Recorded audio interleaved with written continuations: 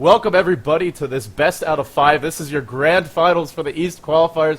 I'm here with Godz. We're going to have some Chinese Dota coming your way. WE on the Radiant, Tong Fu on the Dire. A lot of people are questioning if the Chinese could adjust to Dota 2, but I think they've all been proven wrong. No matter what happens today, we will have not 2, not 3, not 4, but 5 Chinese teams at the International. So you'd better like Chinese Dota because you're about to see a lot of it come August. For now, the bans are actually coming out quite quickly by both teams. And Tong Fu banning out that Darkseer and the Invoker. Tong Fu will have the first pick and the Dire advantage. And whenever we cast WE, it seems like they are getting that Dire side. They're getting the Aegises, especially Jiejie, however you pronounce that. They're getting that advantage, but this time around, they're not going to have it to work with. I wonder how much of a factor that'll be in this game. 10 seconds. Yeah, I mean, all these Chinese teams, I think it's, I mean, World Elite especially, because they do play even slower, will take more Roshans than any other team in the tournament. But the Chinese just love when they get ahead, they'll take those easy free Roshan attempts. A few other teams like Orange do it as well, but World Elite are one who just are so well known for that. They've actually banned out the winner as well as the Night Stalker. That Night Stalker, that is pretty much a respect ban for Mew. He especially in Dota 1, his Night Stalker just get respect banned. And not so much because of how, for one thing, he plays it fantastically well, but it's just Tong Fu, or back in the Panda days when they were known back as Panda in Dota 1, he played that hero all the time and it was something that teams started to fear. So it will even make a ban here, which is going to leave more options in this pool. We see the 2 jungle heroes, Chen and Enchantress, as well as the Prophet still in the pool, as this is going to be a pretty open pool, not to mention the Queen of Pain Leshrac. Definitely expect to see a Queen of Pain being picked up fairly early on, and the hero we just spent a while discussing, the Panda and Brewmaster. Yeah, if it is a Queen of Pain, it will most likely be Hal. I actually took a look at who's been playing that Queen of Pain. I believe he's played 5 out of the 6 games from, and they have a 67% win rate on that Queen of Pain. So a little bit of, I mean, it's not one of their highest win rate heroes, but it is a small sample size. I believe 2 of those losses came to Zenith, so, you know, one of the top teams in the world. It doesn't really matter what you pick, you're going to struggle against them. Lycan gets the ban. So what's available? Well, the Panda Brewmaster, we were debating if he would get a ban, if he would be picked up in the first 3 picks. He is going to be available, and I'm expecting to see that Queen of Pain, that Brewmaster, being snatched up here.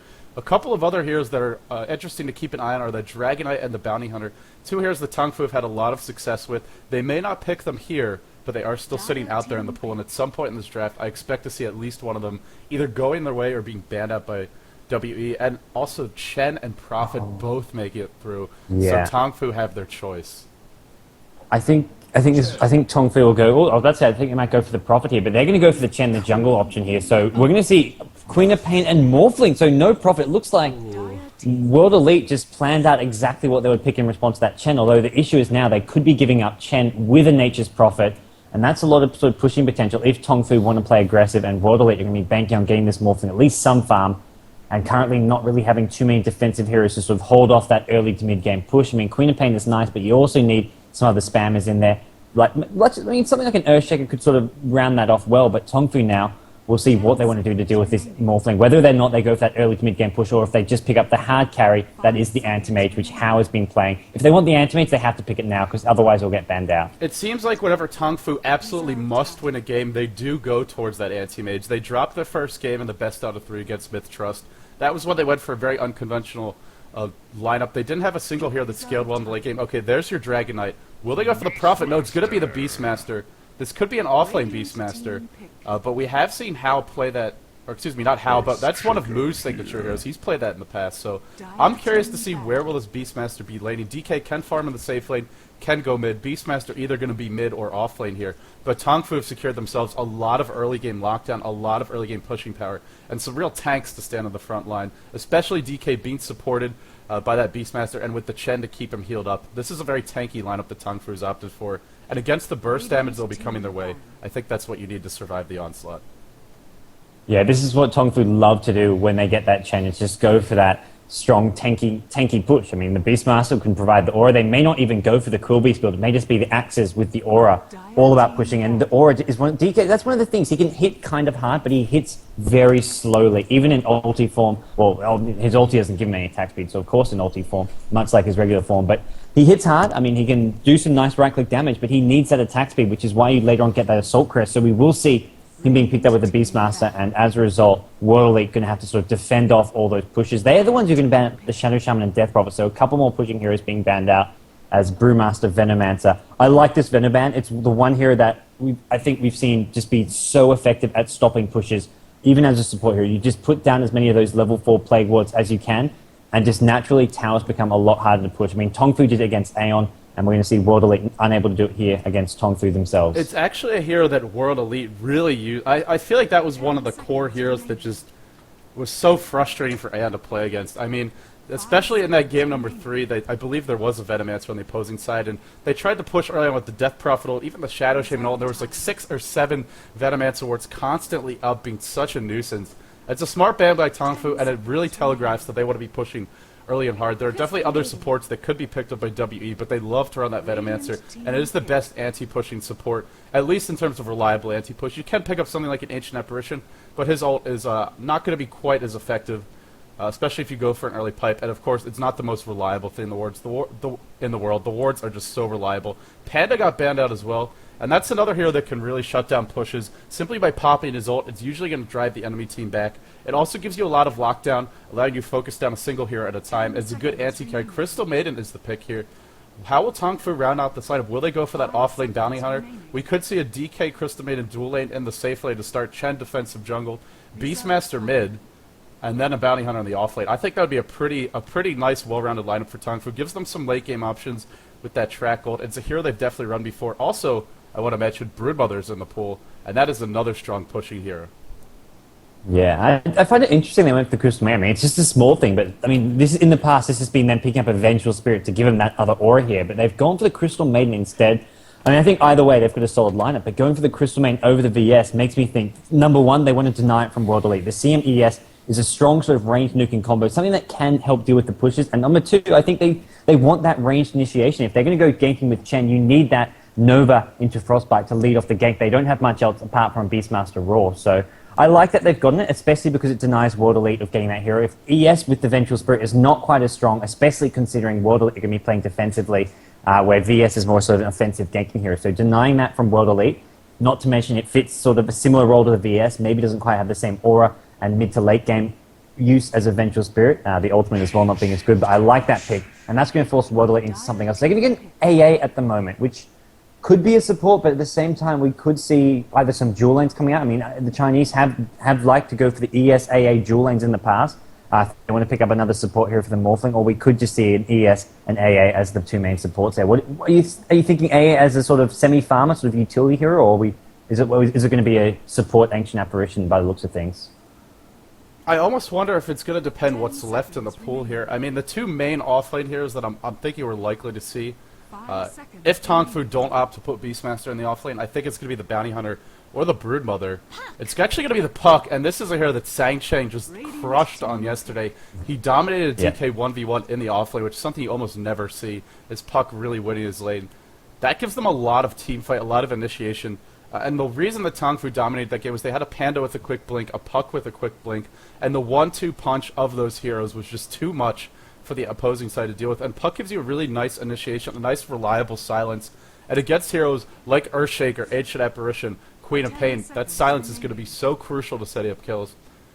I think it's a great pick here from Tong Fu, but it also says they don't want this to go too late. They're not going to look to try and outcarry in the super late game. If they wanted to do that, I think the Bounty Hunter would have been the pick to go for here. So this tells me they really want to dominate that early to mid game, secure a nice advantage, and look for maybe a 30-minute push, try and get a set of racks off of that. WE, I think it will be a support Ancient Apparition just because the Chinese really like, and there you go, there's your offline here. They love that Earthshaker Ancient Apparition combination, especially with the Morphling. Yeah, and this is a last pick profit. We don't see much Who'd of have thought? Who'd have thought? Yeah, who'd have thought we'd seen the day where Nature's Prophet makes it to the very last pick? I'm sure we've got some European viewers tuning in. Those of you who aren't watching MTW Mouse saying, "What the hell is this? Who do these two teams think they are?" It's the two teams who just know each other so well, know what they want to get, and Nature's Prophet is one of those heroes that, in Dota 1 as well, just in general, they're not afraid of their other team using, and they're just confident in their ability to deal with the hero as a counter pusher. Not to mention he's a weak laning hero and doesn't really contribute much to a team fight. I mean, he can maybe get up a mech or something, but you can just get other useful heroes to do that on. I mean, they've got the Chen on the Tong Fu side, so it's not really something that often gets considered. So we'll see how they want to do this here.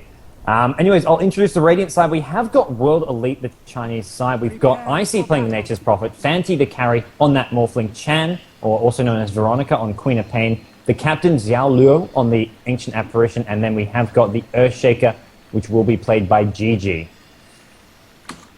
Yeah, it is a lot of burst damage for WE. They're a pretty strong defensive lineup with two very difficult to lock down heroes, and that Morphling as well as the Queen of Pain. And he thrown the Earthshaker as well with his Fissure. Earthshaker has been a hero. I feel like every time I see him in a game, at the very least he does well for his team in the early stages, and I think he's winning a lot more than he's losing, especially in this tournament, so that's a nice pickup for them. Over on the Tong Fu side, we are going to have Mu. It looks like a bottle rush, so this, I'm guessing this will be a solo mid Beastmaster. He normally does play that role. Sansheng appears to be headed towards the offlane. Looks like he's also saving up a lot towards the bottle. Kabu going to be playing that Crystal Maiden. And Awoke, of course, is the jungle player for Chen, or for Tong Fu. He'll be on that Chen. And finally, Hao. He is the hard carry. And he is leading the way right now in terms of Dota 2 kills. By far the most dominant carry in the past couple of days. I think he's up to like 87 kills in the past week. It's pretty insane stuff. His kill to death ratio out of this world. His gold per minute on anti-mage was fantastic. Pretty insane stuff coming out from Hao, and will WE be able to shut him down? We'll have to see, but they do have a decent lineup for doing it, especially having that Ancient Apparition on your side. That ult can really make life difficult for DK until he gets a pipe up or a BKB. Not having that passive regen to work with, not having any lifesteal to work with, and not having the Chen heals available. I think a lot of how these mid-game team fights are going to go is going to come down to Lao and his positioning. If he gets off good ults, that could be the... Welcome, everybody. This is an AP Remake, game number 1 for the International East Grand Finals. Whoever wins this game will be winning that, or not this game, but the series, rather, will be taking that trip to Seattle to compete with their 4 fellow Chinese teams. WE on the Radiant, Tong Fu on the Dire, and WE's opted for a lot of burst damage style heroes, a lot of team fight potential, but not the best early game. At least not as strong as Tong Fu. Tong Fu going a little bit more aggressively with the Puck, DK, Chen. We're going to see all those heroes coming out soon. Tong Fu are definitely the favorites in this series. They did come advanced from the winner bracket. But in spite of that, this will be a full best out of 5. There's no one-game advantage. And gods, I'm getting excited, man. This is going to be a fantastic game and a fantastic series. And after it's all said and done, we will have the West qualifiers, that finals too. And I'm looking forward to that as well. But right now, it's all about some good old-fashioned Chinese Dota.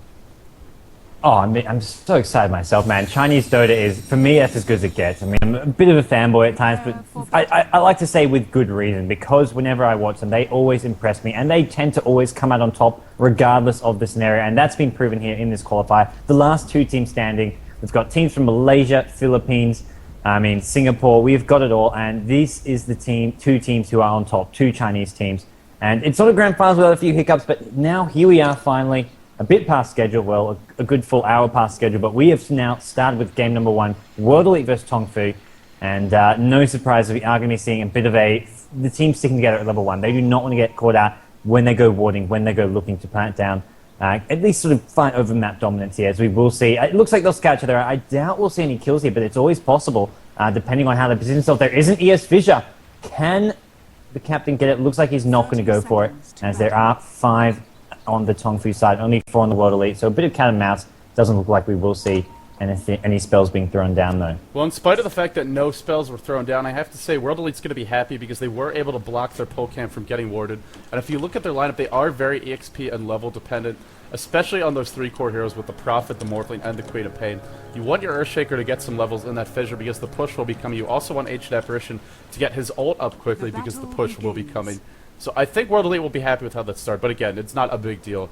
And both of these teams are pretty strong at level 1. So Prophet looks like he will be in the offlane, no surprises there. He's going to be matching up against Hao on that DK. I believe we've seen Hao play this exact matchup before, and he did extremely well. His farm was fantastic. Kabu has secured himself an Izzur, maybe looking to do... Oh, there's a sentry down in the jungle here. He needs to be careful, that's for sure. And I think he saw that one's already been planted. Yeah, he saw that AA already planted a sentry ward, so he's probably thinking, okay, they saw me get the invis, let's play this safe. But that was smart from World Elite, and it's also the sentry ward is in a position where it can do some dewarding if needed. I think they were thinking about blocking their own large creep in the jungle. They were maybe worried about some offensive jungle, because we did see Earthshaker kind of hiding in that camp, but elected not to be there once he saw there's no 10. Jiejie is going to take some initial harassment. He should be okay. Yeah, the orb's not going to hit. If that orb hit, that might have actually... In fact, I think it would have been a first blood. So Jiejie dodging a bullet. He's going to have to be very careful. Earthshaker is sitting mid, looking to protect Chang. I'm a little surprised to see him here. I don't think he's needed. Queen of Pain should do just fine against Beastmaster. But for the moment, Lao will be heading out in that area. Yeah, and this bottom lane is Julian versus Julian. The CM of Tong Fu deciding to come bot. So I like that Tong Fu not going running with the solo puck. It's something, I mean, well, it's worked when they did it as a solo mid for Sansheng, but when they've done it in that side lane solo up against a dual lane, even up against a tri lane, but just a dual lane alone can just completely decimate the puck. So I like what they've done, deciding to go for this dual lane here, as we will see ES swing back down. And that's something you need to be cautious of, although their observer ward will spot out that exactly. And it looks like ES going to try and pull this, is going to be spotted as Chen actually swinging towards the bottom lane. He does go on past. He's not smoked though, so both teams will know about this, as Tong Fu just going to maybe start harassing away. Tornado, the most annoying level 1 creep for a Chen or Enchantress in a tri-lane scenario, I've got to say. It really is. You can't stand near that Tornado. The slow is so obnoxious. But I will say, they have two ways to get rid of it with the Fissure and Cold Feet, but look at Awoke's positioning of that Wildkin. Maybe a little bit farther back than he would have liked it, just because of the way the creep wave is pushing in, but it's definitely not going to be cancelled. Fissure comes out, and it looks like the pull has not really been denied here. Level 2 picked up on that Earthshaker. Actually, everyone is level 2 at the moment, except for the Chen. So we'll have to see if Awoke stays here. I feel like he's not accomplishing a whole lot. He wanted to apply some early pressure, but it is pretty difficult to do so at this stage of the game against a Morphling ES, such a strong defensive tri-lane. Yeah, and the puck is a very level-dependent hero, so we probably will see a bit of a switch here. Although DK will do okay solo top against the Prophet. Not the best lane for him. He's going to get that soaring out so he can use that Breath of Fire. I like the build DK's gone. He's gone for 2 in Fire, 2 in Dragon Blood, and that's because he's not going to be getting any kills unless there's a gank coming his way. But right now, he's pretty much going to be left in a 1v1 matchup. It's much better to have the extra HP regen so you can tank that harass while last hitting. Yeah, it pretty much tells you that Tong Fu has no intentions of sending the Chen up top anytime soon. They're placing a real premium here on trying to shut down that Morphling's farm. And so far, fnty is not really being denied. He's sitting at 9 and 5, 3 CS per minute. Not outstanding, but he is keeping pace with Hao and actually winning the deny battle. Still, Hao is getting a little bit more in terms of experience. And once he hits level 6, he can really start to push this lane, especially if they are able to set up a gank. For now, Chen, he continues this in the tri-lane, and I'm starting to think that Awoke needs to leave this lane and go just jungle, because he could be up to level 3 or 4 at this point, working towards a quick level 6, and frankly, he's not accomplishing a whole lot. Yeah, he's not all that useful. I think he's just so worried about this trial and getting some kills, and they're going to go looking here. ES goes around looking for a vision. CM actually returns fire, and it ends up being World Elite, who take a lot of damage, not to mention the Tornado still there. And this, I mean, they're not doing all that much with the champ bottom, but what they have done is chew through all of AA's regen. ES as well only has 1 Tango left, and even this Morphling, just the 1 Tango. They've basically run out of regen, and now with AA and ES low in HP, this is going to be a hard lane. They're already actually just bringing out a Tango and a Salve, going to that Ancient Apparition just to make sure they don't get too outlaned in this bottom lane, because as soon as the supports get kept out of the lane, that's when they can shut down the Morphling farm. Yeah, you don't have to actually kill the Morphling or even stop his farm directly. Like you said, just denying those supports will slow down his ability to get anything going. You can also see WE is really putting a lot of effort into winning this lane. Not only the regen, but also this early Sentry Ward. That is 2 Sentry Wards defensively placed in their own jungle. And here we go, another Wildkin picked up. They do have the Fissure and Cold Feet available if they want to try and stop that Tornado, but it is a pretty expensive thing. And in fact, he's not going to use the Tornado. Just look at the right clicks of that Wildkin. Hits very hard at this stage of the game, and it is one of the most sturdy, hardy creeps with that 7 armor, 1000 HP. So difficult to bring down at this stage of the game. A very passive game, and so I think it's a good time to look at farm here. 25 on Icy, 21 on Cham, 15 on that Morphling. Morphling is not having... It looks like overall WE are winning the early farm battles. If we take a look at the gold graph, we do see a bit over a 500 gold lead. Not a game-breaking amount, but 2 of their 3 core heroes are having great farm, and one of them is at least having a decent time. Oh, initiation onto GG. He's going to eat a Frostbite after Nova. Wait for him on 2. Fissure actually was already used, but Kabu is getting very low. Who's going to get the first blood? There's the Prophet ult, and that is the power of Prophet versus the tri-lane. That early ult, so good for securing kills, and we're not done just yet. Awoke is in trouble. Shane is in trouble. Who is going to go down first here? G is able to probably pick up a kill on GG. While this is happening, there was a solo kill in the Beastmaster mid with the help of that Prophet ult. Puck goes down too, and right away, WE snatch up a 3-1 lead. They're going to be extremely pleased with that. One Prophet ulti just turned this game on its heels. That was just World Elite. As soon as that Prophet hit level 6, he got to... I mean, they would have got neither of those kills. That was Tong Fu initiating in. They had the upper hand until that Prophet ultimate came flying in, allowing Morphling to get... Well, he didn't get either of those kills, but with the wave damage, that was the deciding factor there. And Queen of Pain at mid It looks like an ulti was used for that kill, but yeah, once again, Prophet ultimate was needed. That was Prophet picking up a kill and 2 assists without leaving his lane. Look at that Prophet. He's level 7, 6 minutes in with a hand of Midas and 500 gold in the bank. Icy is already gigantic because of that ultimate. So a simple click of one button and, you know, like you said, it turned this game on its head. But they're going to make it go here in Fancy. They have the Roar available. He is morphing to Strength, but he's pretty low in mana. I think he is going to go down. He will go down. Will Mu be the counter kill? No, step back to base by Chen. I believe he will survive. Nice teamwork there by Tong Fu and a kill they desperately needed. They still have not shut down that Prophet, but if they can at least get some of these early towers, it will make it more difficult for the Morphling to farm.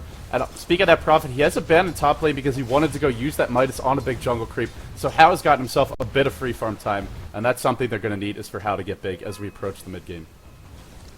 Yeah, no, definitely. And that kill on Morphling will slow down his farm a bit. And that's one of those things where, sure, Whirlwind off to a great start, but their mid game is reliant on this Morphling having some farm. Because apart from that, this push from Tong Fu can't really be stopped. And we're going to see whether or not they can make that happen. Queen of Pain at mid, doing really well. Actually, going for some bottle crowing, in fact, here. That's how much they want this Queen of Pain to sort of dominate this mid lane. If Queen of Pain off to a great start, even with a level 8 to Beastmaster's level 6, they'll still let this Queen of Pain do some bottle crowing if needed, as we will see that coming right back out. But here comes a gank on mid lane potentially. CM and Chen are there ready to back up this Beastmaster if needed, although Beastmaster, the Roar on cooldown for about 10 more seconds. I have to say, I continue to be concerned about it. Yes, he did chew through a lot of the region on WE, but with those kills going their way, that's more than going to make up for it. And now he's only level 3.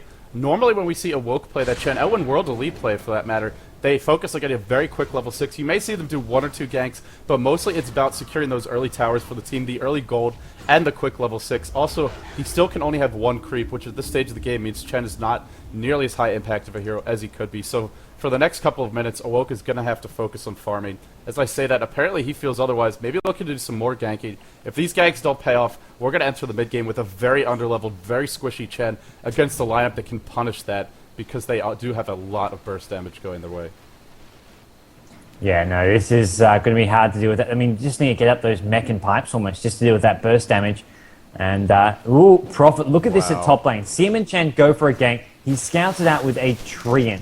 There was one Radiant Ward near mid lane, but none near that far top river. And it gets scattered out. Beastmaster has come in too, but I think he would have noticed that one. And he can TP out now. He's actually just going to walk back to his tier 2 tower maybe. Although he is going to go in. It looks like they want to turn this gank around. Crystal Maiden gets sprouted up. There's an ES Fissure as well. That is going to be a dead CM. TP coming in as well. Queen of Pain Blink. And the Radiant team. That's a free and easy kill on that CM. CM not even going to... Actually didn't even have any wards to drop there. But we will see Radiant team now maybe even try to convert this into a tier 1 tower at top. If World Elite can start pushing down some towers, they'll be in a very good position. Wow, that was some very uncharacteristic bad positioning there by the Crystal Maiden. Going in after being spotted by Trin, I'm really not sure what the game plan was. I think she wanted to place a ward behind the tier 1 tower, but doing that on your own, even with a Chen creep there, it's just too dangerous. The supports for Tong Fu continue to be under level 3 and 4. Meanwhile, you look at WE, they're about to have a level 6 HF version. Hao maybe in some trouble here. Looks like he should be okay for the moment. He is hitting level 8. He does have a single point now in Dragon Tail. The ult is cooling down, but I don't think he can stop this push alone. And Earthshaker in position for the backstab. Blinking by Queen of Pain. The Fissure, a great block. And Hao looks to be in a lot of trouble. The core carry for Tong Fu in danger of dying, and indeed he will go down. So far on Tong Fu, I believe every hero has a death to their name. Awoke has not died, but he might as well because he is very behind in terms of those levels. Only level 4, and a level 4 Chen can do nothing to stop this push. He could try to slow it down, but Tong Fu is getting a decent trade, I suppose, at least applying some pressure to the mid in tier 1. Still, it is WE who are controlling the pace of this game and really punishing Tong Fu's mistakes. Yeah, I have to... Everything you said there is just spot on. There's just so much pressure. It's all the initiations are coming from World Elite, and it should be the other way around. Tong Fu are the ones with the better early to mid game. They're the ones that had that Beastmaster and Puck combo just to lead those ganks, but with the Prophet, it's so far just been about this Prophet. I mean, firstly that big ulti, and then now at top lane getting those kills there as Ancient Apparition, Queen of Pain, they take up Mew, another key hero to shut down. They've shut down, I mean, both Mew the Beastmaster, they've got a kill on this DK. How? And that's one of those key carry heroes that if you can get some kills on him, well, then you're suddenly in a lot of trouble if you're Tong Fu, if you can't get the farm needed on Hao. And right now it's looking like things are not going to be going his way. As we'll see if World Elite want to go apply some more pressure, go for some more tier 1 towers and really start digging that nail into the coffin. God, look at the gold graph. It's just like a vertical cliff right now. Wow. WE are dramatically accelerating their farm. Every single hero is getting some levels and getting some farm. Apparition is already level 7, and just that ultimate against a 587 HP Crystal Maiden. A Chen who doesn't even have his ult and may not be able to use it anyway in team fights. A Chen who only now can just start having 2 creeps. He's got 700 health, and in fact the Puck very squishy as well, 680 HP. I'm just not sure how they're going to survive. I mean, you mentioned the mech and the pipe. You can't even count on the mech, and a pipe is a long way off. As that DK has died again, he's only sitting on 900 gold. Beastmaster could go for it, but he's only got 750 as well. And so I don't know how they're going to survive the burst damage. And if they can't survive it, they can't really push, and that means WE will get that farm, and their team really benefits from that farm. Yeah, these Chinese teams really love getting farm and levels on Ancient Apparition. They often run as a dual lane. That's a dead Nature's Prophet, and that's something that Tong Fu needs to go their way. Get some kills, and they may actually get a T1 tower as well, unless we see some TPs coming down. But on the topic of Ancient Apparition, yeah, the Chinese team, they love to get farm and levels on him. They'll often run him as a dual lane hero with a support, but here they ran him as a support, but come mid game, right now they're having him in that mid lane all by himself. Oh, and the Chen goes down again, and it looks like he's going to lose a creep as well here. It may escape, but at the cost... Actually, that is a replicate, or sorry, an illusion of Crystal Maiden, so... dodging a bullet there is Tong Fu, and they are actually... It looks like they might get 2 towers here. A big trade-off for them. Yeah, your Chen died, but I think that the 2 towers being traded, as well as the kill of the Prophet, they will be very pleased. Look at this Prophet, though. Already a level 1 Necronomicon ends the hand of Midas. Icy is huge, and there's the pushing power. This was a 5th pick Prophet, and you have to wonder if already Tong Fu might be regretting giving this Prophet away. It has been incredibly effective. Oh, no, yeah, absolutely. Beastmaster, though, is getting quite a bit of farm his way now. All of a sudden, you get 2 towers, and everyone on this Dire team can suddenly pick up some new item, or at least start getting close to their next item, as we will see what Beastmaster wants to go for. I doubt we'll be seeing something like a Blink Dagger here. I'll be entirely surprised. I'd rather we see some sort of more mid-game pushing items. But with those towers, it's going to help out their entire team. Chen can get closer to the mech. Beastmaster or someone can get closer to a pipe here. And we can see just all those items coming Tong Fu's way. So this game, far from over, even though World League are doing well. Right. It's not that the game is, really one-sided right now, but World Elite had the lineup that we expected to maybe struggle a little more at this stage of the game, and so far they're the ones who find themselves with an advantage. So that's why we're I'm actually a little bit surprised, because this is a lineup that wasn't supposed to really get going until the mid game. Once your Queen of Pain gets that level somewhere between level 7 and 11, maxes out her nukes until the Earthshaker, the AA level up. AA gets his ulti, Prophet gets his ulti. I mean, these things, until you get them, here like Chen can really punish you with his push power. DK with a quick level 6 as well. But WF sort of survived that initial barrage, but we've seen Tong Fu play from behind. I believe their biggest deficit was that game 2 versus Ice, where Ice had a very fed Obsidian Destroyer, and all Tong Fu had to carry them in the late game was a DK, and they still came back and won it. WE are not out of the woods yet, but they are doing a nice job here of maintaining that lead. And you talked about item progression. I'm very curious what they're going to go for. Mech is already picked up on the Beastmaster. This will allow Chen to get some more HP, and I like the Beastmaster going for the mech because that Chen is so squishy and a bit behind.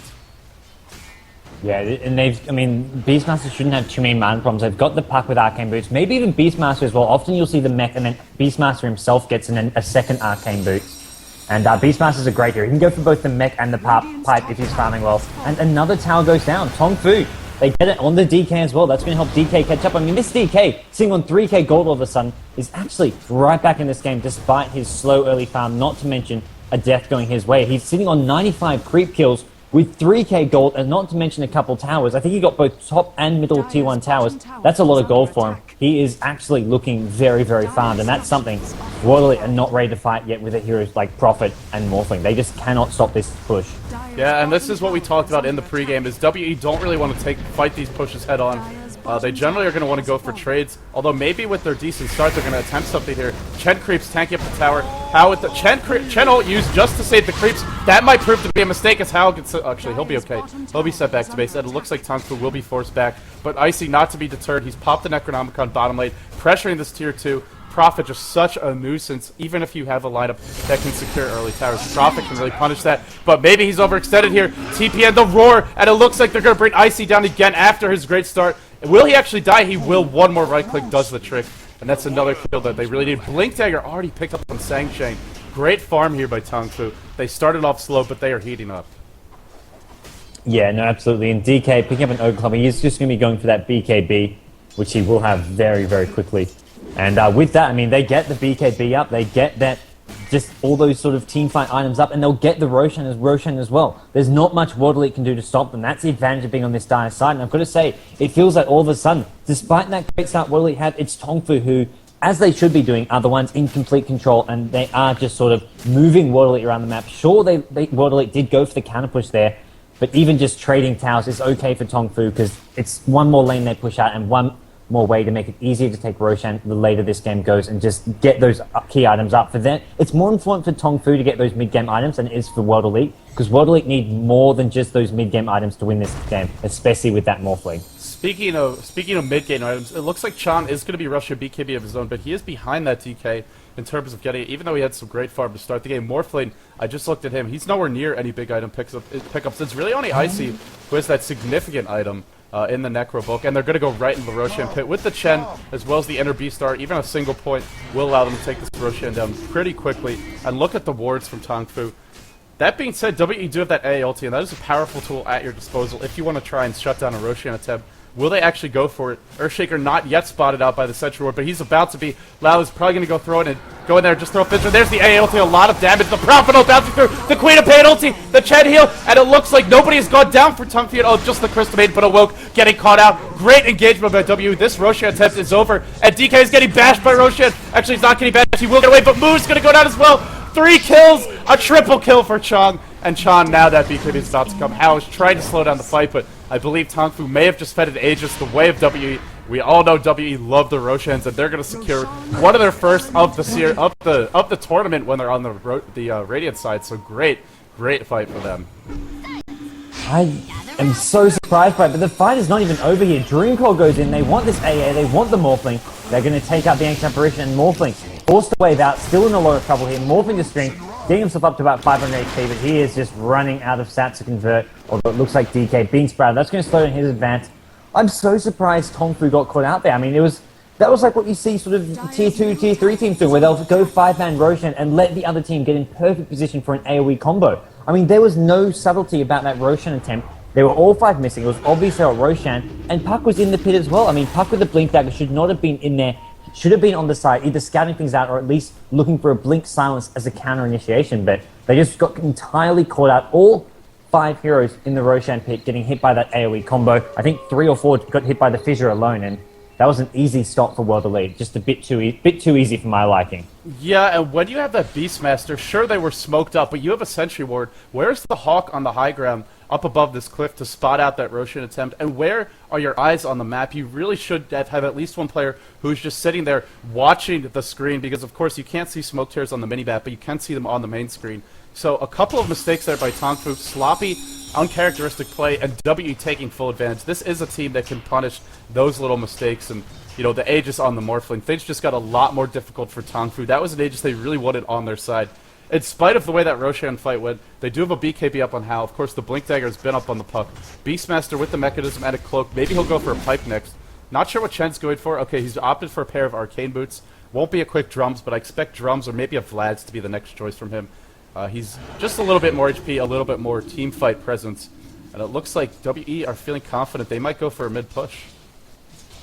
Yeah, and WE, I mean, this is one way to just initiate in. If Tong Fu go for that push, that WE have got the right items to deal with it. They've got BKB on both Queen of Pain and Morphling. Morphling is about 50 gold away from his. But with that double BKB, if Tong Fu go to push, they can initiate in those 2 heroes. And then you've got the follow-up damage and disables coming from the ES Fissure, the AA ultimate, the Prophet ultimate. It's a great way to counter out any aggression coming from Tong Fu. Tong Fu, who only can really rely on the DK in the front lines to tank it up, especially until they get that pipe. That pipe is not coming all that quickly on this Beastmaster. No, it's definitely not, and this all goes back to the Chen early on not getting the best farm, because normally you would see Chen be the one to go for that Mechanism, especially with the side of let Beastmaster or Dragon Knight go for the quick pipe. In this case, probably the Beastmaster, since the Dragon Knight did want to go for BKB. He is up against a lot of nukes. Even with the BKB, Dragon Knight, I mean, we talked about the Rs helping him in the mid-game, but still at this stage, only a single point in Under Beast. It's not a whole lot to work with, but looks like we might have... Okay, AO narrowly being missed there. But I mean, a single point inner beast, DK, Russia, BKB, he's not going to be hitting that hard. And WE have a decent number of levels, a couple of BKBs their way. Oh, you're going to see a backstab here from How. He's locking down the Earthshaker. BKB's popped on the Queen of Pain, as well as the Dragon Knight. Nice Dream Coil on, I believe, 2 or 3 heroes. Chong getting locked down with the Roar. Chen Heal coming through as well. It looks like everyone is escaping here, except for that Earthshaker. Still a nice pick off to start the fight. Puck drops in the middle of it all, and now How is on the back foot. Queen of Pain ulti, it's How. Looks like How will go down. How will go down, and now Tong Fu, without that front leg tech, are in full retreat. Kabu likely to be caught out. Awoke gets caught out. Waveform will hit, and it looks like the push is over for Tong Fu. That backstab by the DK, he just doesn't have the burst to bring any of these heroes down, even with the help of the Puck. And CM is going to get caught out as well. And Nature's probably with a TP. Queen of Pain maybe going to blink in. Oh no, no blink in. No mana for Queen of Pain to do so. But yeah, Tong Fu just overextending. Getting too aggressive there. And I mean, not to mention the Radiant team. They have the Aegis. It's not a position where Tong Fu can really afford to pick those fights there, especially when Morphling has that extra life and they have those 2 BKBs. They didn't really stand a chance at winning that one. It's looking like a very stable situation for World Elite. They didn't even use up the Aegis that fight. Now Morphling has another 1,000 gold to his name. I am curious what he'll go for, whether it's something like an Ethereal Blade, a Manta style. These are the two items we're most likely to see, I would say. You could go for something like a Butterfly, but most likely it'll be one of those. Even the IF Skady has been a choice that World Elite has used in the past on their Morphling. I took a look at Earthshaker. Looks like he'll be going for an Urn, so we're still not anywhere near Blink for him, but it doesn't feel like they need it. They have so many other forms of initiation. Necronomicon 3 picked up on that Prophet and another 2,000 gold. Icy, in spite of getting caught out a few times, with a Midas this early on Prophet, you're going to get towers, you're going to get a bunch of extra gold, and he's getting very close to a level 3 ultimate. The combination of the Prophet ult plus the AA ult, I feel like that alone can wipe a lot of these squishy heroes, the Puck, the Chen, and the CM, and there's nothing they can do about it if the AA ult's on them. They can't heal. You can try and send them back to the fountain, but they'll still be taking damage from the AA ult. So it's tough right now for Tong Fu. Even if DK can survive in the front lines for a bit, a lot of these squishy supporting heroes it's gonna be a lot more difficult for them. Oh yeah, and I mean that's the difference. Look at the Radiant team; they've got some decent farm. I mean the ES has managed to tank up a bit. He's just got an Urn, in fact. I mean that's going to allow him to have those heals in between fights. And Ancient Apparition actually has finished off a mech, so there's some nice items on their supporting heroes, and with that, they're feeling confident to go for this tier 1 mid tower, although Tong Fu, they want to hold this, and they're going to look to do so. They have got a hood up on Beastmaster, inching closer and closer to that pipe, and with these tornadoes, these oh so annoying tornadoes going on, it looks like World Elite going to be forced back for now. But they're fine with going back. I really don't think they have to force any kind of pushes here. They have the Queen of Pain, the Morphle, and the Prophet, the split push capability of these heroes. 3 heroes that will scale nicely with that farm. And come the late game, these 3 could definitely outcarry a DK alone. I mean, DK is a decent late game carry, but up against 3 fed semi-carries, 3 farmed semi-carries, it is going to be very tough for him. So WE, they really don't have to force anything, and this puts them in their comfort zone. We talked a lot in the pregame about how the one game we saw WE really struggle this tournament was versus Aeon when they went for the Pudge. Aside from their 2-0 loss to Dustbin, where it just looked like a totally different team, a very tired team, WE are very comfortable playing defensively, getting farm up on their heroes, and punishing mistakes and over-aggression. Whereas it's Tong Fu right now who really have to get something going. Yeah, they want to get up these core items like the pipe, and they can farm for a bit longer, maybe wait for the next Roshan to respawn, but there's going to come a point in the next 20 minutes or so, maybe the next 15 minutes, where if they haven't gotten down to racks, it may be too late for them. Yeah, no, I have to agree. This is a ticking time bomb for Tong Fu. I mean, DK, he has some late game potential. I mean, I think a maxed out DK can go head-to-head with the Morphling, but the supports just do not have the farm they need, and CM and Chen are not very good late game support compared to the power of ES and Ancient Apparition, so this is just going to have to be pushed soon or could be potentially game over. I mean, this Prophet, 3.5k gold, it's going to be have a big late game presence, can go for DPS, can just go for a sheep stick. Either way, this Prophet has got a lot of farm. Queen of Pain and Morphling as well. There's just 3 big heroes on the Radiant side. The Dire team, I mean, Beastmaster and Puck aren't even going for any sort of DPS, and they don't even have any late game potential themselves. I mean, they're useful late game heroes, but not for dealing huge amounts of damage. Unlike the Radiant team, which just have such a better late game. And now mid lane, we're going to see initiation. Ancient Apparition ulti misses, and it was a nice deny. Queen of Pain almost picking up a kill there, but did not manage to do so, and that's going to waste Queen of Pain's BKB as well. Yeah, those BKB charges, oh so precious. Another thing to consider if we see a late game scenario is that DK does not really have the best chasing power. He does have that slow to work with, but against the Morphling's waveform, the blink from the Queen of Pain, as well as the Prophet's ability to just TP in later to the fight and not be caught out early, it's going to be hard for them to lock heroes down. They do have Aurora to work with and a Dream Coil, but WE with the double BKB, it's going to be very difficult to pick heroes off in these late game engagements unless they're really caught out of position or they initiate. But nonetheless, having lowered BKB charges, it will be very helpful because the BKB is what's keeping heroes like Queen of Pain and Morphling alive in these fights. Without them, they can be stun locked between the Beastmaster, the CM, and the DK. The gold graph continues to stabilize. It's sitting, actually going a little bit back towards the Dire, who are doing a nice job of farming here. And I think we're going to see a timing push out of Tong Fu. I believe they're going to wait for the next Roshan, see if they can get that Roshan for themselves, maybe try and bait a fight there, and then with the Aegis, hopefully in the hands of their DK, go for a push, at least try and knock down these outer tier 2 towers, and try and secure some map control, because right now, I'd say the map control is pretty even, and normally when you have a Beastmaster and a Chen at this stage of the game, you're the ones who should be dominating that map control battle. Yeah, I mean, often you'd see that this is where Tong Fu, if they get ahead, they'd get that gem up, really start dewarding stuff, but they're just not really in a position to do that and to get that map control. They're just really, they're not entirely on the back foot, but they're just finding themselves in a fairly even battle, which is not the position they expected to be in. DK has gone for the Maelstrom, so we will be seeing some DPS coming from him, and that's what they need. They've got no other heroes for their DPS to come from, so it's pretty much a must-buy item. And the mech and pipe are up on Mu. Mu is getting quite farmed. Let's actually take a look at CS here in general. For Tong Fu, they have 3 here sitting at about 100 CS, 182 up on Hao. He's keeping pace with Icy.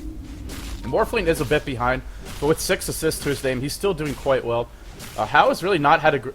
Pretty much, I talked about Hao's KDR, and, it seems like every game he's like 8-1 or, 11-2, but this is a rare game for Hao where he just hasn't been killing anyone.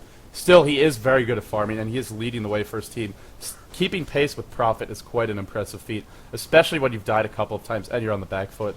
I agree with you, he needs damage. They have no other hero that can deal out that damage. And with the Beastmaster, as well as possibly some Chen Auras to help, Hao can be a pretty fearsome presence. Crucially, he is very close to level 16, and that level 3 ult, it will be a very important thing to have in these team fights. What he can do is pop a BKB and just try and lock down the Ancient Apparition as well as the Earthshaker, prevent them from getting off good ultimates in these fights. For now, it looks like WE are going to siege down this tower. Tong Fu afraid to take a fight. Fissure on 2, A ult. Actually, not the best A ult, but will WE fully engage? The pipe is popped, and that's going to drive WE back. They got the tier 2. I believe that's all they came for, and they're going to back off. No, so I think that Replicant actually gave the Radiant side Beastmaster's aura as well. At least the tooltip showed up. I imagine they were getting... Would they be getting that aura? I don't actually know, but if they do, that is a very strong hero for them to replicate, this Beastmaster. I mean, that will give them that attack speed aura, and that... that's something that Tong Fu probably won't just go hard trying to kill or counter it because they can't afford to spend too much time killing a Replicant, but that's going to help out World Elite a lot in this mid to late game to give all their heroes more DPS. I believe they may even get the Mechanism aura as well, although they have their own, so I guess that's not really relevant. But yeah, I mean, having that Inner Beast aura on your side, it really negates the Beastmaster. It also limits your item options. You don't want to get too many aura items on that Beastmaster. Now we might see him go for something like a Vlad's or maybe a Drums in a lot of cases, but he's not going to be able to do so, and if he does, it's going to help out WE.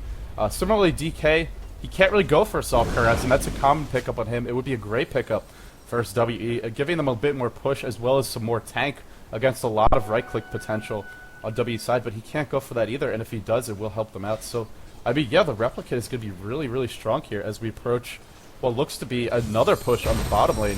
WE are going to go for this. The Aegis is down. If they can get down this tower push, it's all about getting better control of that Roshan pit. The tower is quite low. Tong Fu are just giving it up. They don't think they can take a fight. Yeah, I think that wasn't a good position for them. I mean, Chen was there and wasn't ready. I mean, CM as well, it's just not going to be a great team fight here, and they really look to find a position where they can catch World Elite by surprise. World Elite are going to play this safe. They're not going to go into the Roshan pit in a position where Tong Fu can come in and counter-gank them, but still, they're just going to want to put on enough pressure so that Tong Fu can not get an uncontested Roshan. As long as they can do that, World Elite will stay ahead. Something to be of note is that, I mean, World Elite, there was that big jump in the gold graph, but since then it's pretty much stayed even with maybe sort of a 500 to 1k sort of boost into World Elite's favor, but for the most part it has stayed even. And look at these dire heroes on Tong Fu, not just the DK, but the Puck as well. Almost has a sheep stick, Beastmaster with Mech and Pipe with 1200 gold. Those three heroes all very farmed. It's just the CM and Chen who are a bit underfarmed, although Chen does have a drum of endurance. Although, I mean, most importantly with the Chen is actually only level 8 though, so very squishy, very under-leveled, and the XP graph is what is sort of more significantly in the Radiant's team's favor. Prophet ult just bounced off, and it did hit Beastmaster on this hill, so if he was paying attention, he should know there's a ward here. Let's see how quickly they respond with the D ward. Immediately, Kabu charges in. Is he gonna D ward? Oh, it looks like he's not. So I want to make a point. I was circling 2 wards while you were talking. Nice warding being placed. Nice warding by W, and that's one thing I have to say, perhaps underappreciated, but really one of their strengths as a team is always maintaining good vision around the map. 2 wards placed near the Roshan pit. Sure, they're on Radiant, but they're not going to give it up without a fight. And along with that good warding comes this gem on Queen of Pain, who's an ultimate orb of her own. The gem is really going to help them in terms of maintaining some map control, maintaining some vision for that so important Roshan fight, which we haven't seen yet, probably coming soon. Yeah, you talked about Tong Fu's farm, and look at the DK, 3k on him. I'm not sure if he's going to complete a Mjolnir now, or if he's going to go for another damage item. Maybe something like a Crystallis, maybe some lifesteal to work with. We'll have to wait and see, but he's got a lot of money. Buyback may be the ultimate goal here for him. But yeah, Hao is getting big. Oh yeah, that is something to be worried about. And I mean, finishing off the full Mjolnir is always a possibility as well. I mean, it gives him some additional attack speed. And that Mjolnir effect is always pretty decent to get, as we will see. I mean, Morphling as well, though, is just pretty much as farmed as DK. So, I mean, those 2 heroes in late game scenario, Morphling generally, with the boosted mobility, with the ability to counter push, as well as just be all-around stat convert and just stay alive a bit longer, is generally the better late game hero to have. But DK, I mean, he's got the Chen and Beastmaster backup, he's got some auras, he's got survivability, he can have Chen send him back if he does get focused.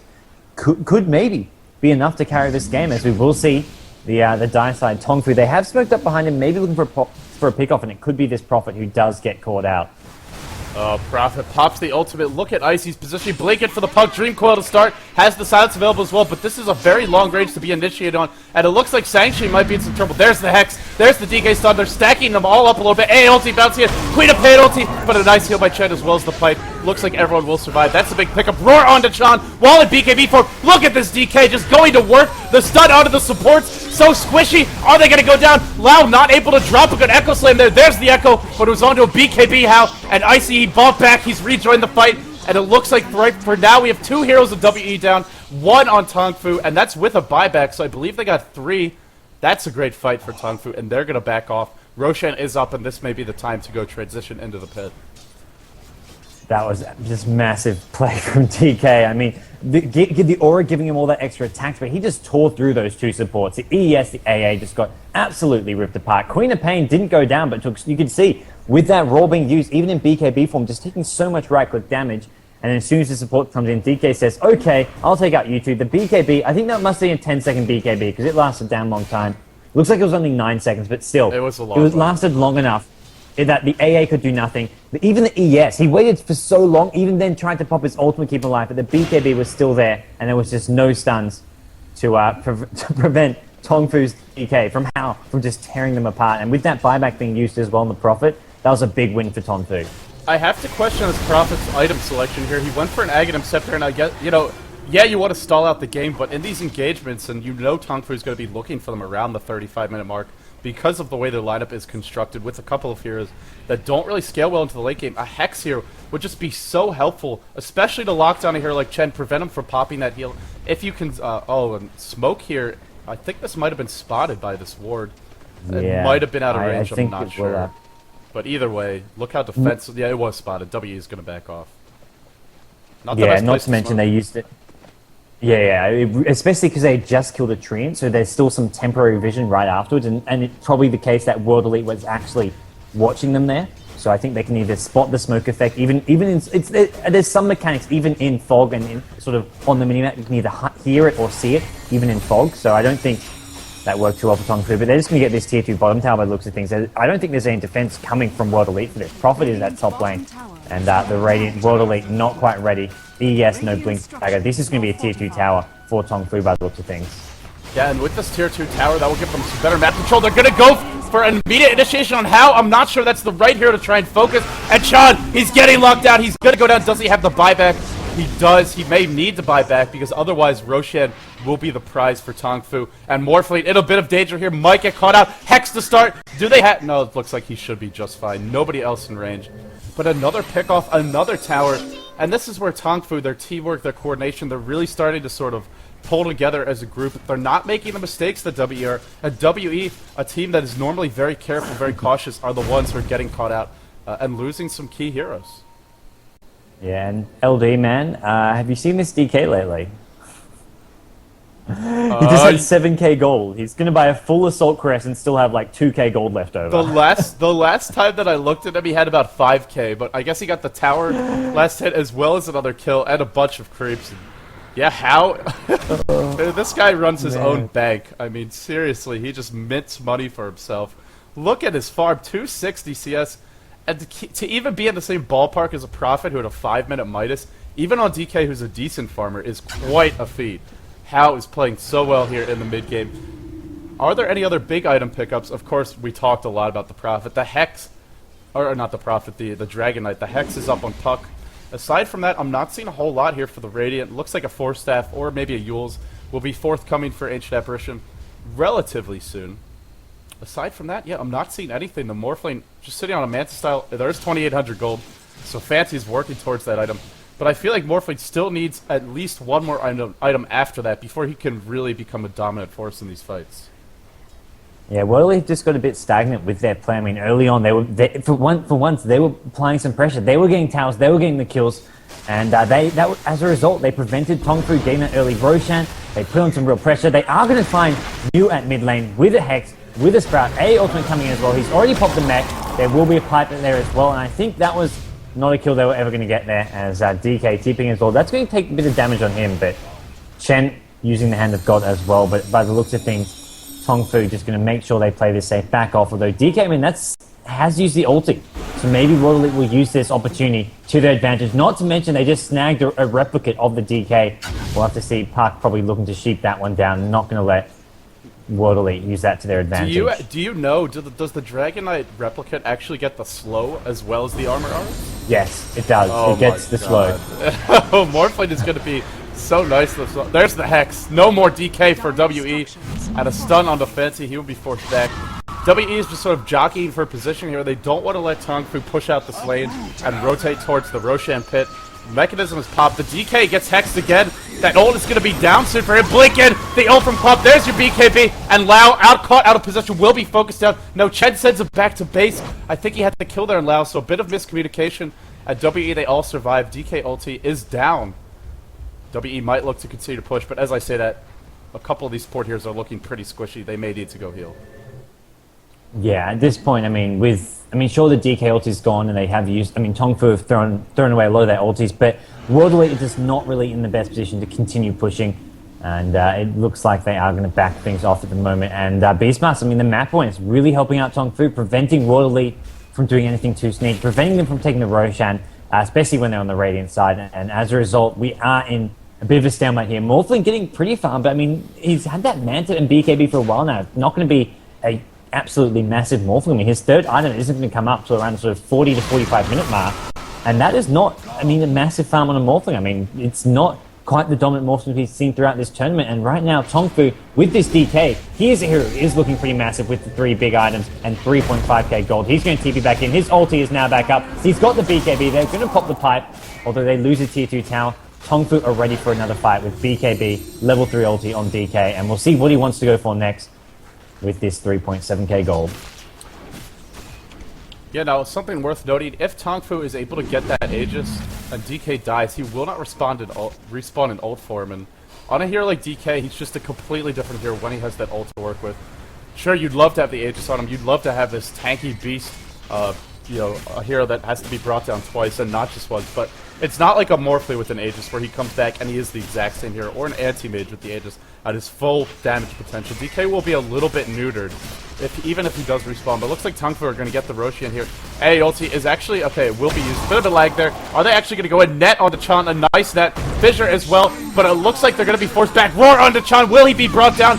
Is there any follow-up? The Hex as well. Sansheng getting locked down. He has dropped his ultimate. Looks like Queen of Pain will blink away. DK stuns Icy, focusing on Icy. Icy dropping fast. BKB popped on Hao. Icy, he's gonna go down. And Earthshaker, don't run next to him. He's gonna get locked as well. Thanks to that splash damage. Triple kill coming out for Hao. And with that triple kill, there's an immediate buyback. I believe that was the Prophet who bought back. Indeed, it was. Immediately, he's going to TP top and start pressuring that because otherwise his team was going to lose at least a tier 3 mid, if not more. Good fight there for Tong Fu. Wow.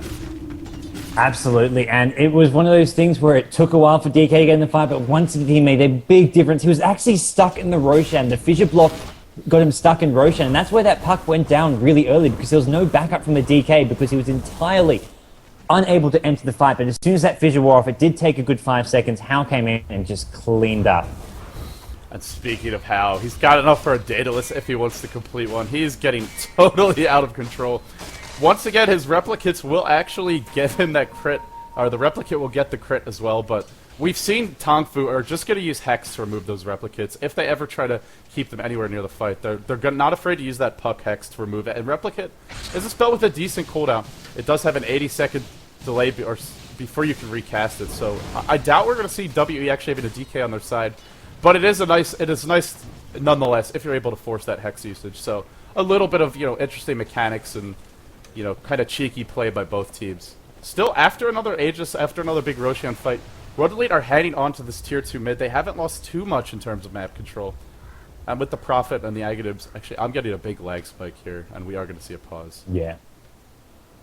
Yeah, it seems to be everyone who did in fact get that one. It was happening a bit the last few days just on this Singapore server, but it should be okay as soon as the players are ready here. But right now, Tong Fu, they've turned things around really. They are just in a much better position all of a sudden, and it's coming down to having the mech and pipe up, having those auras, having the survivability, and all you need is that one carry. Sure, DK's not as strong a late game carry as Morphling, but when he's the one getting all the farm, and he's the one with such great backup, and the mech, the pipe, the Hand of God, a great counter to the AoE on the Radiant side. Sure, if AA ultimate hits, you can't use those heals, but that's sort of a temporary thing and not something you can always sort of rely on landing. It maybe hits 1 or 2 heroes, but you're not going to land on a big team with a 5-man AA ultimate really ever in a game. And as a result, World Elite just do not have the ability to fight this dire side. Prophet, another hero who's just not proving to be all that effective of a team fight hero.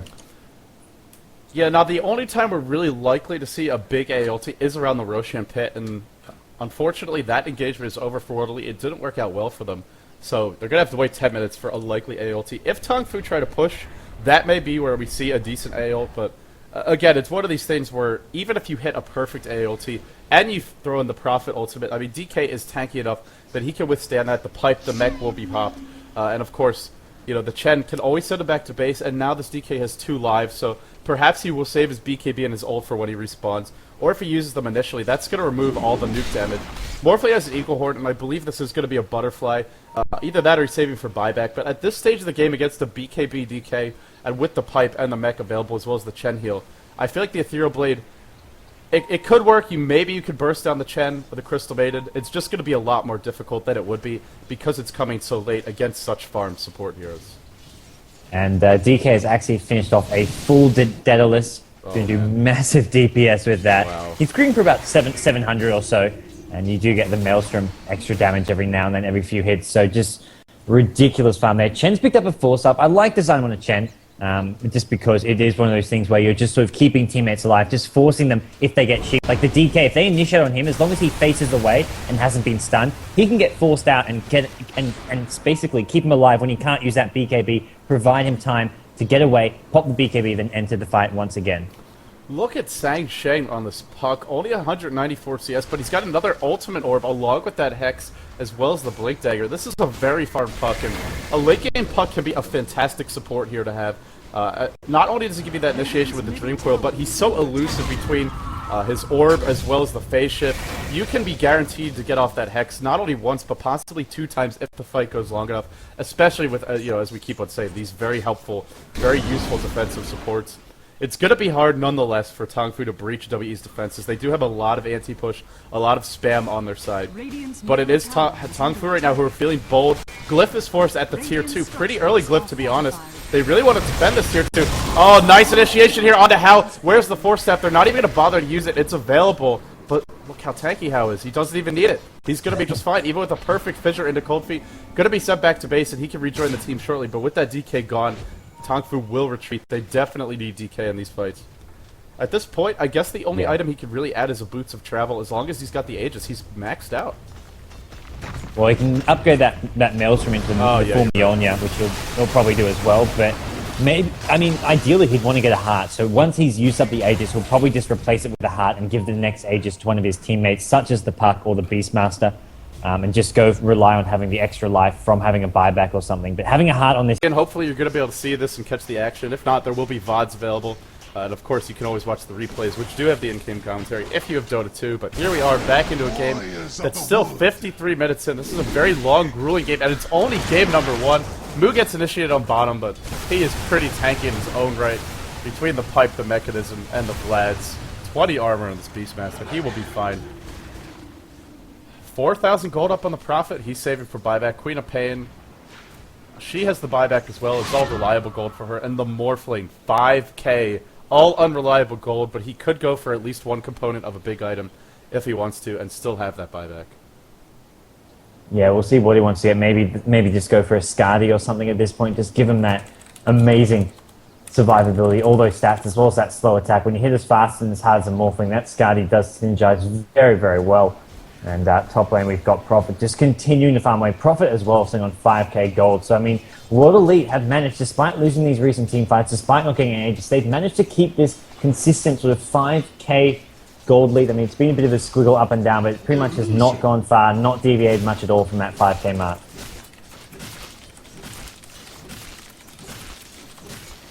Yeah, it is a very passive game right now. Both teams just, consistently pushing in the lanes.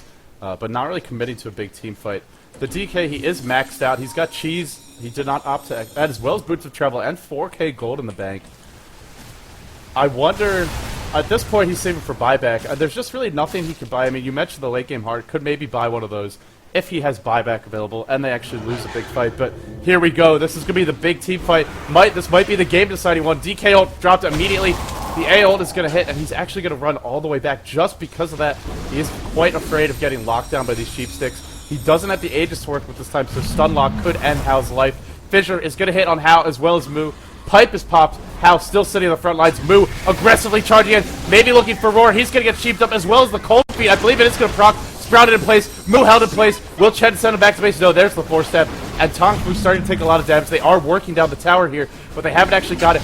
Double Manta being popped, just everything being thrown Tong Fu's way. The mech gets popped, the AA ulti cooling down, will be available in 7 seconds. That could be the deciding skill in this team fight. The pipe, it is down for 35 seconds. Tower continues to take damage. Down goes the tower, and WE not yet committed. Cold feet again on Mu, but they can't focus on him because of that Aegis. The Fissure as well. DK BKB is popped right as Lao goes in. Lao is sheep. He's down, and I don't know if he's buyback. Jiejie getting focused as well. Both supports are going to die.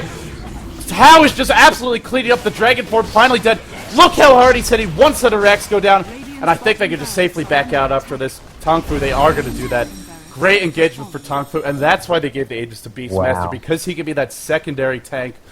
In fact, the Dragonite was kind of sitting a bit farther back there, even though he is a bit more naturally tanky. Tong Fu just playing so well.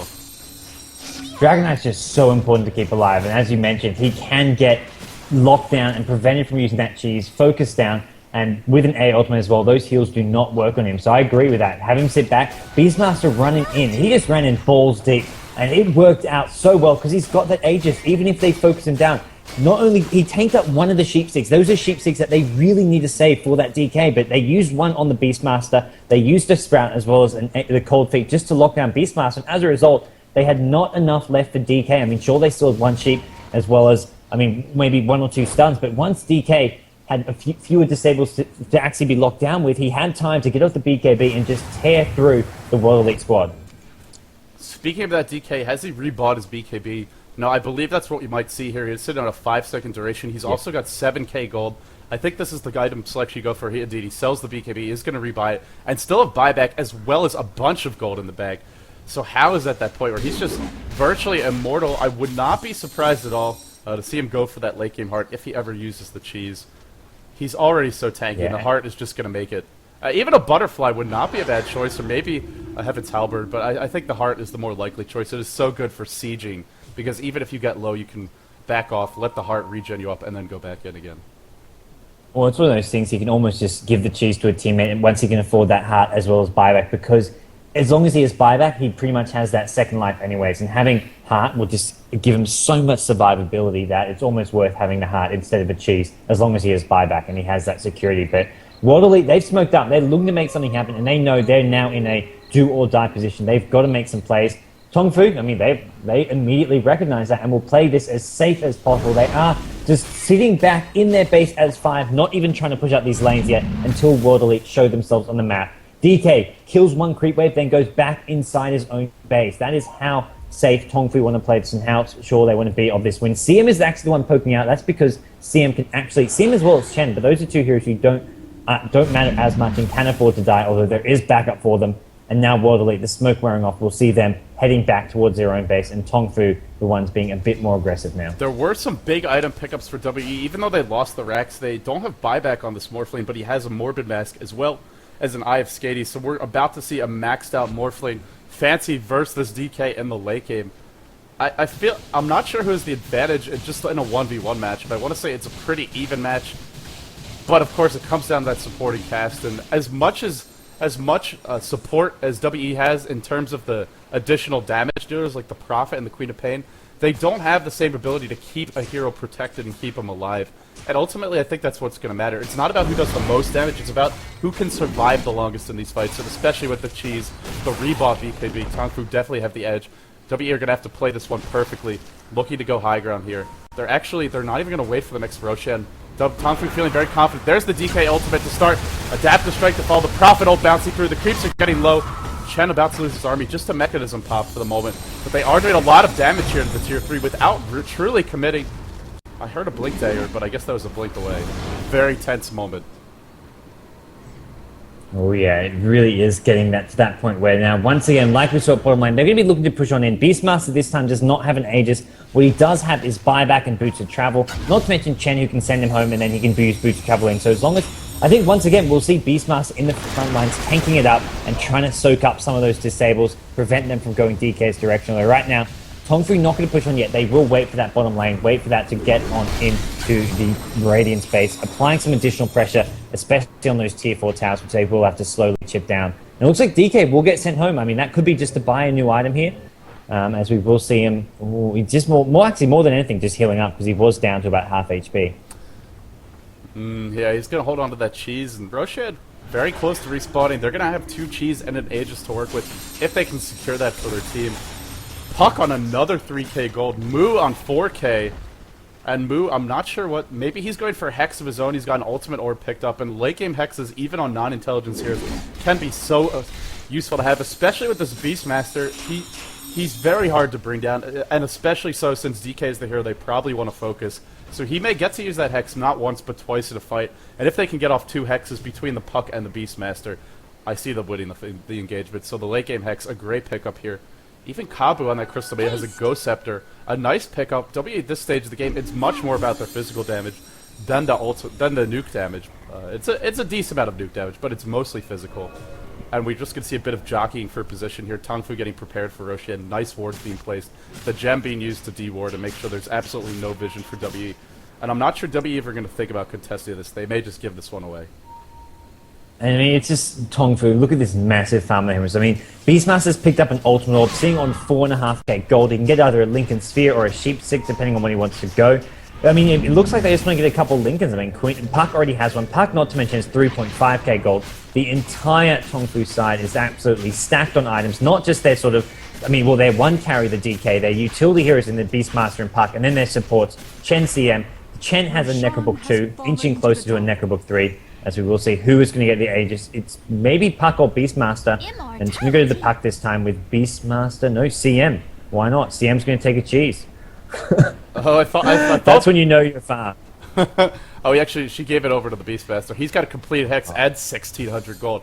So they now have, if you want to call it 8 lives, I think they have that. And then you throw in the Chen as well. Oh, this is going to be a real tough fight for WE. But WE, they will be on the defensive here. So they have buyback on the Prophet. They have buyback on the Queen of Pain and the Morphlane. Or no, they don't have buyback on the Morphlane. Oh, I don't know about this. He completed the Helm of the Dominator. Honestly, the lifesteal alone for the Morbid Mask, in my opinion, it's sufficient. I don't think you need to complete the Home of the Dominator. All you really get from that is the ability to take over creeps, which is pretty irrelevant at this stage of the game, and a bit of bonus damage. But it's only 20. It's not a big deal. Not having buyback on this Morphling, that could prove to be very costly. Here we go. Tong Fu going to be slowly sieging out the high ground. Actually, they don't have the puck with them, so they have to be careful. But W, they know how difficult it will be to initiate, and they're going to play very defensively. It's a Mexican standoff, guys. It really is, but it's a Mexican standoff between some of the richest men in Mexico and, well, the middle to lower classes. As look at Tong Fu, they are just farmed out of their minds. DK sitting on 9k gold. It's just getting to a point where he's going to buy a courier and get a Dagon 5 on the courier because he is just that damn farmed. I don't know what else he can buy. Yeah, what do you buy? I guess if the cheese dies. It's a fun question to ask, but there we go! Initiation on the How! They burst him down! And that means the fight is over for Tong Fu, but the buyback, he can boot some travel in. If he can find the right place to go, it's still Tong Fu are desperately running. Big 4-step on the high ground, Echo Slam on 2. The Fissure, it is cooling down. Here's Chong, he's focusing on Mu. Mu actually already has, no, he still has the cheese to work with. He's not going to get to use it. And Tong Fu are getting picked off. That's the end of the fight for now. They still have the cheese on the DK. Now he has no buyback. The Beastmaster, actually no buyback on him. But I don't think W will be able to actually get any racks off of this. What they will be able to do is push out the lanes and maybe go for a fight after they do so without a DK having buyback. Of course, they could transfer another... Actually, no, he's still got his cheese. So, yeah, a good engagement there for W. Nice hold. Yeah, no, absolutely. They just need to... I mean, popping that DK, that's the way to go. That's where the Dyer's Lamp is weak. I mean, if they can't keep... If everything gets thrown at the DK, they've got no DPS left. And it's a scenario where they can't prevent the World Elite side from really killing that DK unless he pops the BKB and runs in really early, which is maybe what they're going to have to resort to. I mean, it is a 10-second BKB. They can afford to use it a bit early. And then once that 10 seconds is about up, then they have to play safe. Then they have to make sure that they've at least accomplished something and that they can at least find an opening to get out. Because DK is always going to be the #1 target because the rest of the Dire team do not do any damage whatsoever, really. Whoa. And, I mean, even pickoffs on the Beastmaster are going to hurt. As you say they don't do any damage, sansheng would like to have a word with you because he's got a Demon Edge. He's looking for an MKB, but even a puck with these items, it's not going to do that much. But, you know, it gives them something of a secondary damage dealer, more of a cleanup crew than, you know, the primary damage dealer. I think you're right, though. At this oh, did he sell the cheese, or they gave it to the Crystal Maidens? They're passing the cheese around. Manta style, so they want to have just another way to siege out these towers, more move speed to work with. Yeah. It's a nice pickup for chasing. I'm not sure. I feel like maybe just the raw tanky power is the better, safer way to go. But it will give them they could throw the Necro Book as well as the Manta illusions. Of course. Yeah, exactly. I think it's a nice item to get just because you can just continually send it at, the tower, and as a result there's not going to be any easy way to defend. I mean, it's not so much defend, it's just to stop them just chipping away and slowly, bit by bit, taking the tower and then taking the racks, and maybe even see some split push coming from Tong Fu as well.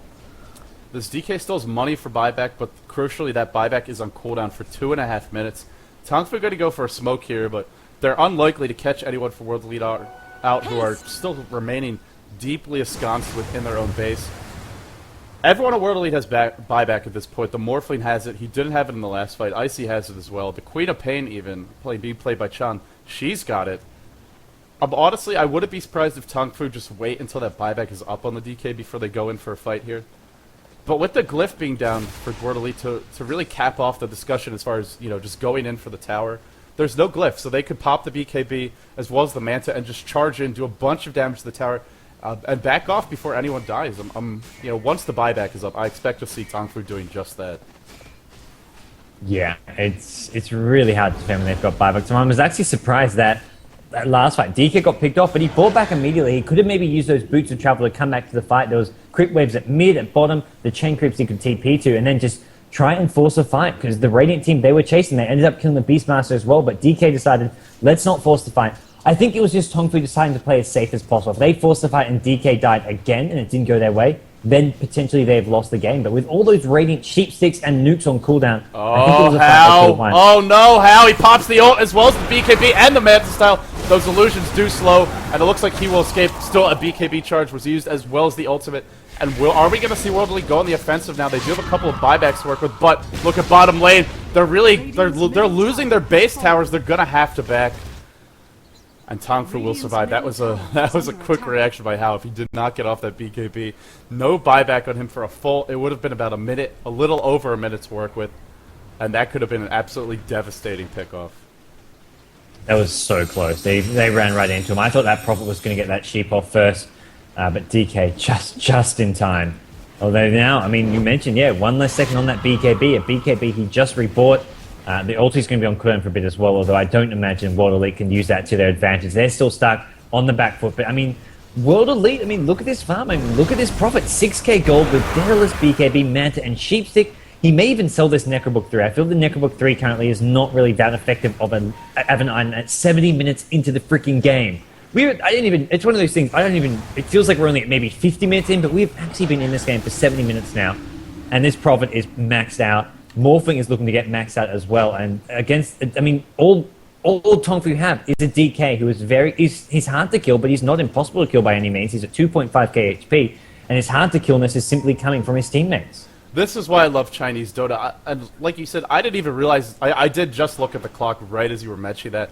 It's 70 minutes in, but it doesn't feel like it. Even when you don't see kills, there's so many subtle things to talk about, from the way the players move around the map to the item selections to the positioning. You know, the sort of the elaborate dance we see before Roshan respawns, the smoke ganks, the way the heroes are positioning themselves, the way they initiate when they do engage, the pickoffs they're going for. The strategy, I mean, all of these things to talk about. You don't have to see scoring for there to be action, and I still feel like this has been a fairly action-packed game, despite not that many hero kills. But here we are, and in the late game, we're gonna see at least a couple more team fights. That much is guaranteed. Puck is gonna a deep initiation for him. Moo TP's in as well. There's the roar, but it looks like they're not able to lock anyone down. As I say that, Chong, it'll have trouble. He will be burst down. No, the ghost. Well, how is he not dying yet? Chong will die. And in fact, that's the first pickup. There's your Echo Slam. Hao is doing a bunch of damage. Earthshaker gets locked down. Now he's going on to Icy. Icy just not able to stand toe-to-toe with Hao. But there's the Morphblade. And the stun on the Morphblade. BKB already used. It's looking like all the buybacks are used on WE. Chong, will he die? He's able to live. Sansheng still alive. And he's got the Aegis to work with. The Aegis is popped, and Tong Fu may be forced to back. But they can wait for everything to cool down, and they have all of their buybacks. WE have basically none. And not to mention, Roshan is going to be up in a couple minutes. So if they take Roshan and then go for a push, WE will not have any of those buybacks for 5 minutes now. So they can time this so that they get Roshan, and then they have about a 2-minute opening, the 2-minute window where there is no buybacks for the Radiant time, and they will have Aegis and Cheese on their side. And not to mention, all their buybacks are currently up. They did not lose much at all that fight, and that was just a great win for them. A really well-played team fight. And I'm just, wow, man, that was something. And I can't believe that was all about the DK. I mean, Queen of Pain, Morphling, Prophet, they are farmed out of their minds, but DK just doing too much damage. He is definitely a baller, but again, it's not just that DK, it is the supporting cast. The Inner Beasts are really giving him a lot of damage. The Vladimir, just for the percentage-based damage bonus, that's a huge boost to him. Of course, all the armor Rs, the mechanism, the pipe, the Chen heals. So much support for this DK. Hao looks big, but there are a lot of players that are propping him up, helping him to stand tall in these fights. And Tong Fu, that is a big win for them. That fight, the importance of it cannot be overstated. Even though everyone on WE is alive, they're in position to take this Roshan. It's going to be very difficult for WE to stop it. They're going to have to come up with something impressive. One of the ways to try and stop it is what we're seeing right now, which is to pressure that top lane, try and force the Dire to come back. But they can, it's one of these things where they can push on the top lane, but Tong Fu can push it back out and then go into Roshan. I'm not sure WE are actually going to be able to stop this, but they're going to do their best as the maneuvering begins. Treants are going to scout out the pit.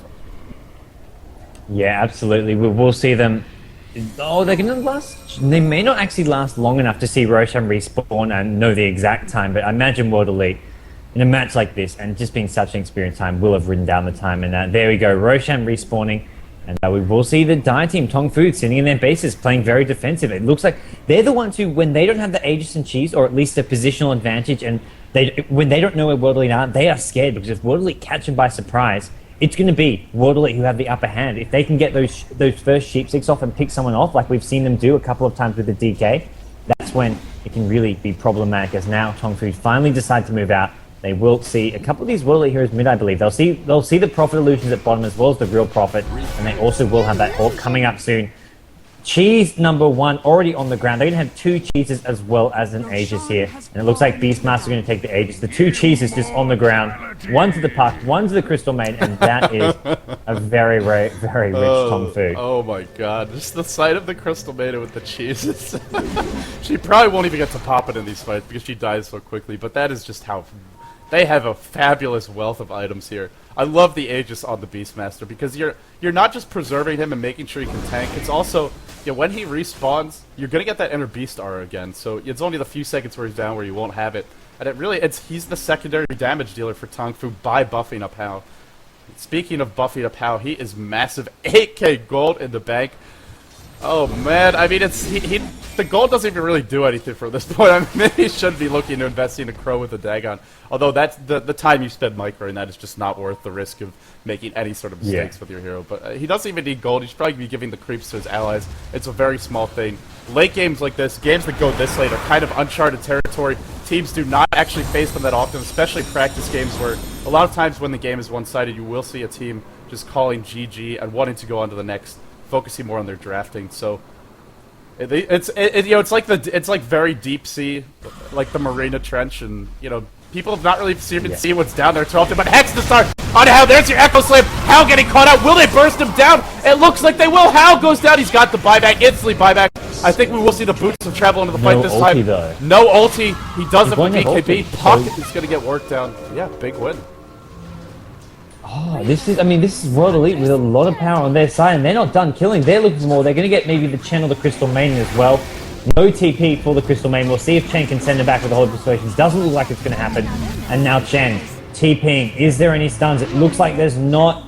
Chen will get out. CM even has a buyback. Holy crap, we're seeing a CM buyback at 74 minutes in the game. That cost a fortune. 1,600 gold. Wow. And World Elite, they stay in this game. They keep their Raxes alive. It's the second time we've seen this game where Tao gets caught out, not Poppy's BKB. Frankly, I'm surprised. I really would expect a very premature BKB use. If you want, just rebuy it again, even when it's only at 8 seconds. Have that full 10-second duration charge. They need to be more careful. Another fight going that way, especially with no buyback up on the DK, that could easily lose them the game. Especially against the Prophet, a Morphling, a Queen of Pain, such mobile heroes, they can instantly start backdoor. They've got Boots of Travel on the Morphling, the Prophet, and summon Triads. If WE win another fight, they could just go to work on these racks, on these outer towers. And Tong Fu, one more slip up, they cannot afford it. You see the chasing power of WE in that engagement. If anyone starts dying, you just can't escape these heroes. So much mobility. Even a hero like Puck was focused down. I believe Sansheng used a big... Yeah, he did use a buyback in that fight. Oh, it's a tense situation here for both teams. The entire game balanced on a knife's edge. And you can just see how hard it is for DK to actually do anything. I mean, that team fight did absolutely nothing. Just got popped down. Sure, he can buy back, but even if he TPs and he has no ulti. The team fight before, he was responsible for 3 or 4 kills on key heroes like Morphling, Queen of Pain, and Prophet. It's just such a fine line between middle lane. Lost One. Speaking of Lost One, Morphling is sheeped up. There's a follow-up sum from the DK. The right clicks as well. 4 stuff. What a great 4 stuff. I believe that was the Earthshaker. Yes, it was.